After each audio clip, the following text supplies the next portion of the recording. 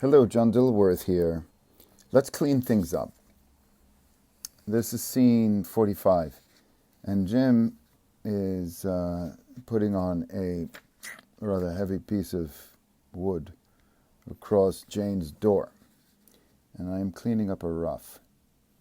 So I want to make sure that the animation continues, even though the rough is rough. Now I'm putting a final line, and I love cleaning up a rough. I don't like doing it. For some reason, I'm opposed to putting it on a new drawing.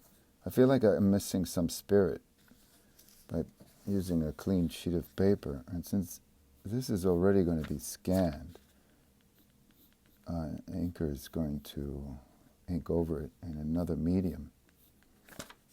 So I'm always flipping when I'm inking. Inking. I'm cleaning up. I'm always checking. Because this is a very important stage. And here's the floor. Here's a layout. I like this layout because I get a sense of the height of Jim in relation to the space. And Julius Jaws is being subjugated to doing nothing but looking on, which is exactly what I want. He's blinking, of course, just to keep him alive for those who are watching that side of the frame. But this action is happening so quickly that I don't recommend it. And also, I'm hoping to arrest you with this little bit of movement. They're very short bits of action, what he has to get across. And it'll happen so fast that you'll miss it if you look away. But on subsequent viewing, find out all sorts of things. So hopefully it will warrant repeated viewing, like The Dirty Birdie, for instance. Films like that, which bring a lot of joy to audiences. Everyone, really, people. Just make them laugh. Just to make them laugh. But more than make them laugh, wanting them to see it again because there's something else going on. Not just a gag. Not a gag. Wherever this source of a deeper well of meaning resides, and I want it to come through. So we're checking for details, making sure there's no nothing's really, his feet are on the ground, so that's yummy, yummy. And that's the important thing, very important. Okay, 31.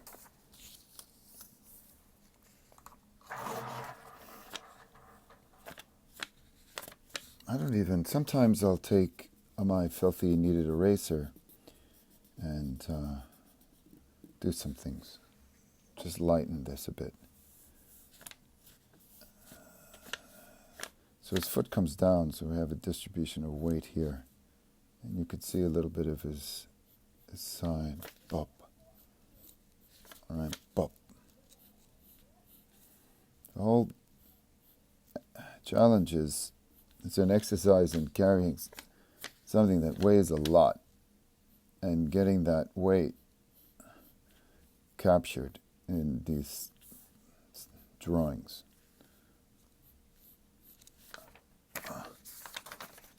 And I liked, you see his feet? I look at different things. His feet, his shirt has its own and secondary animation, but not so large a movement to distract, and his body's up against this boulder. Right, and we want to get the force of his shoulders. There's its neck, shoulders lifting this thing. His arms coming down there. His other arms. It's not intended to be completely smooth because he's doing something with his feet. his balance is shifting. His weight is shifting due to this heavy weight. And see, I have both his feet come down. That's the first stage of him putting it. And he raises the thing as his feet come down first, then this thing, and then it's coming down. So it's delayed, and I'll show it to you. I'll show you. It's the rule of delaying an objective as a form of melody in animation, and movement, I should say. The idea is to not arrive all at once. Unless the budget, it all depends on the project, but you and I, we're doing this art. We're doing art, folly of follies. I don't stop. I never learn my lesson.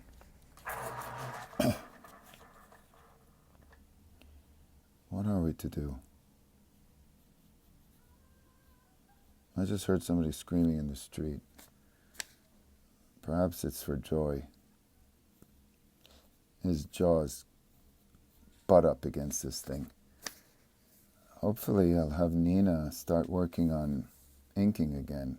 I'll have to talk to her about that. I'm always thinking about the next stage as drawings are completed and move on.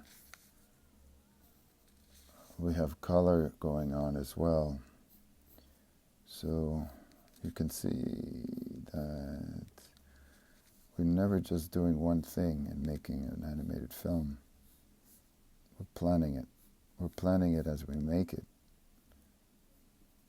And I'm not going to say it's like life. I don't know. It is life in a way. It's a minor life, just art life. And what could that do for us? Well, there's a whole nother thought to that. Okay, I've also been doing this to help the painters, marking off his shirt pattern so the inkers are not guessing. It's very helpful because it's a process, a production process, and anything I can do as the animator to help it along more smoothly. We don't want to spend a lot of time doing things. We want them done well, of course, but not labored, or we'll never finish this thing. And we want to finish this thing. I'm paying attention. I'm not rushing. I'm doing what just comes naturally. Okay, so that's that, right? And here's this. Now, so the log goes on another layer. And I'm going to do one of these magical moments in animation. Like, I presume it could happen at any time, in any medium. However, he's going to lay this down against the wall. And magically, these armrests will appear. I mean, just like that. They don't have to be explained. They're not there on the background. And they're just going to... I mean, why not? Boom! He goes, ah! Actually, this could come out more. I just noticed that by flipping. Looks a little short. Let me see let's see if it overlaps anything we need to see, that portrait. But I think we could move it and we could extend it just a little bit, just a wee bit with our magic technology. I hear if you use it on oneself or a memory, just rub it across your head, it erases that memory. Oh, could you imagine? What a world. Without memories, well, I'm not going to get into this. I know many people that would love to forget things. So forget that. Okay, I don't like that line. It matches, well, maybe. Let's see this. This is the background. It's a good idea to get into the habit of constantly checking the visual dynamics of things. So this looks okay. I didn't want any tangents, that's for sure. I can't wait to have this done. I don't even know who. Well, another background artist offered to get on board with us, help us out with all these backgrounds, and assist with Vicky Vogt. It's tired. This is one of these late night things. Okay, I just want to let's check to see if the size is correct now. I think so. Right? We just made that adjustment. Yeah, it's not. Yeah, it'll be all right. And with the sound effect, boom.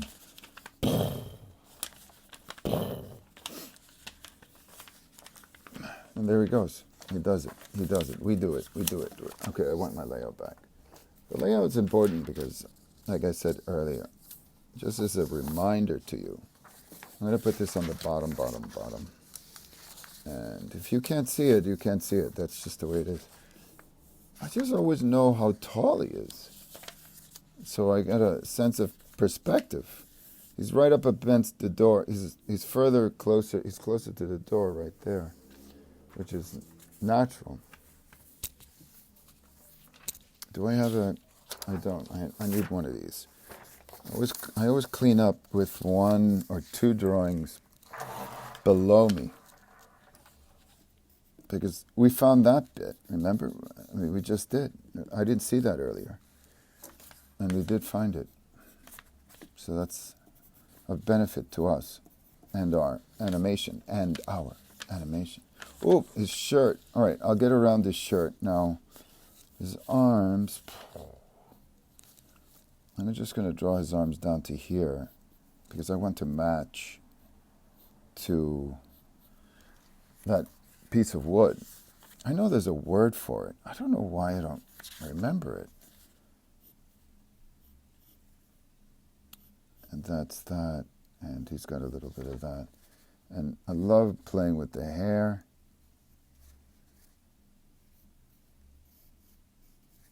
And his ear. And my model, my construction model for Jim, this thing is improving. I'm getting the real hang of it.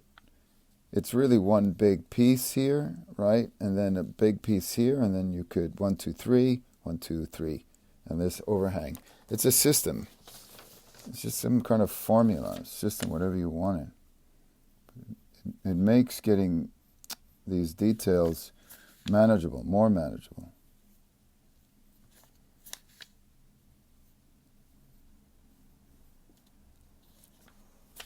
And that's just for the effect. When it's moving, it'll give you a different impression. And we only could learn this when we shoot it and test it. Okay, so his head. All right, so are we ready to do this? Okay, hold on. You know what? I'm just going to do his shirt. Let's just do his shirt, and then we'll get to his arms, matching this wood. Okay, hold on. Yeah, so it goes, you see it goes down, then that way.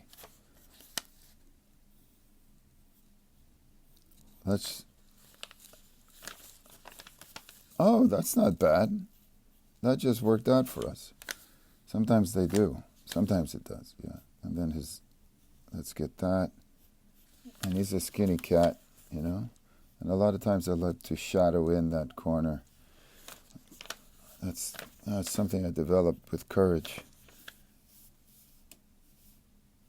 And actually, I've been sort of an earthquake. Wow! That was an earthquake.